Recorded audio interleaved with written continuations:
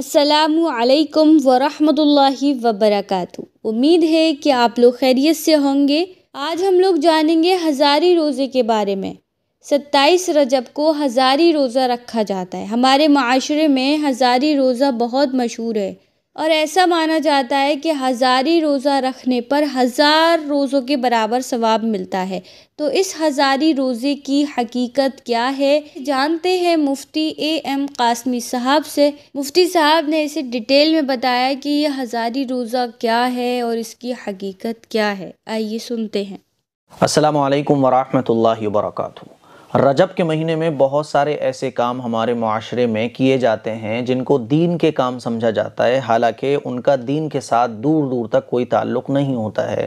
ان کاموں میں سے ایک ہے ہزاری روزہ۔ رجب کے مہینے میں ایک روزہ ہے جو ہمارے معاشرے میں ہزاری روزے کے نام سے مشہور ہے، اور لوگ اس کو ہزاری روزہ کہتے ہیں، اور غالباً 27 رجب کو یا آگے پیچھے رجب کے مہینے میں ہی بہرحال یہ روزہ رکھا جاتا ہے، اور لوگوں کا عقیدہ یہ ہوتا ہے کہ یہ ایک روزہ رکھنے پر 1000 روزوں کا ثواب ملے گا۔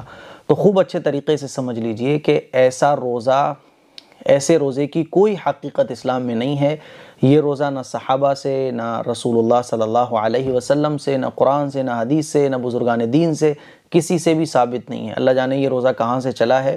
رسول اللہ صلی اللہ علیہ وسلم کے زمانے میں اس طرح کا کوئی روزہ نہیں رکھا جاتا تھا، اور ہزاری روزے کے نام سے تو کوئی روزہ اسلام میں ہے ہی نہیں۔ ہاں، نفل روزے ہیں، وہ آپ جب چاہیں جتنے چاہیں رکھ سکتے ہیں، صحیح ہے نا؟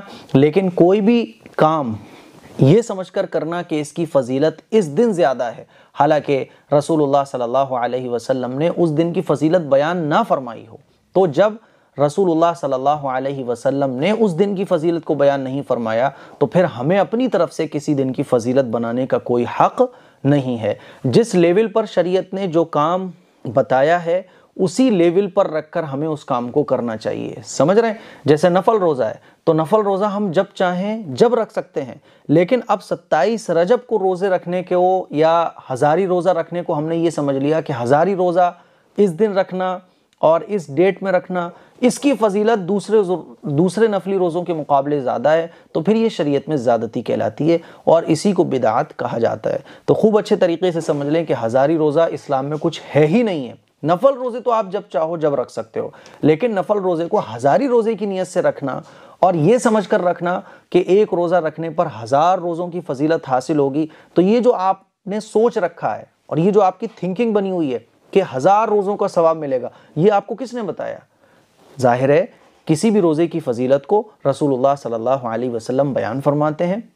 جب تک حضور کسی دن کی فضیلت کو نہ بیان فرمائیں تو ہم اپنی طرف سے اس فضیلت کو نہیں بنا سکتے۔ بات سمجھ آ رہی ہے؟ اب ہزاری روزے کی فضیلت کو حضور نے نہیں بیان فرمایا، نہ اس طرح کا کوئی روزہ رسول اللہ صلی اللہ علیہ وسلم کے زمانے میں رکھا گیا۔ اب ہم اس کے بارے میں ایک عقیدہ بنا لے کہ 27 رجب کو یا 26 یا 28 رجب کو ایسا روزہ رکھنے سے 1000 روزوں کا ثواب ملتا ہے، تو پھر یہ غلط ہوگا۔ کیوں؟ کیونکہ ہم کون ہوتے ہیں؟ ہمیں کس نے حق دیا ہے کہ ہم کسی دن کے روزے رکھنے کو 1000 روزوں کی فضیلت والا بنا ڈالیں، کسی دن روزہ رکھنے کو زیادہ فضیلت والا بنا ڈالیں؟ یہ اختیار ہمیں نہیں ہے۔ اسی لیے خوب اچھے طریقے سے سمجھ لیں کہ ہزاری روزے کی اسلام میں کوئی اصل نہیں ہے۔ نفل روزے آپ جب چاہو جتنے چاہو رکھ سکتے ہو۔ مجھے امید ہے یہ ویڈیو آپ کو ضرور پسند آئی ہوگی، اور اس ویڈیو کو شیئر بھی ضرور کریے گا۔ بہت سے لوگ ہزاری روزہ رکھتے ہیں 27 رجب کو، تو ان تک یہ ویڈیو ضرور پہنچائیے گا تاکہ ان کو بھی سمجھ آئے۔ السلام علیکم ورحمۃ اللہ وبرکاتہ۔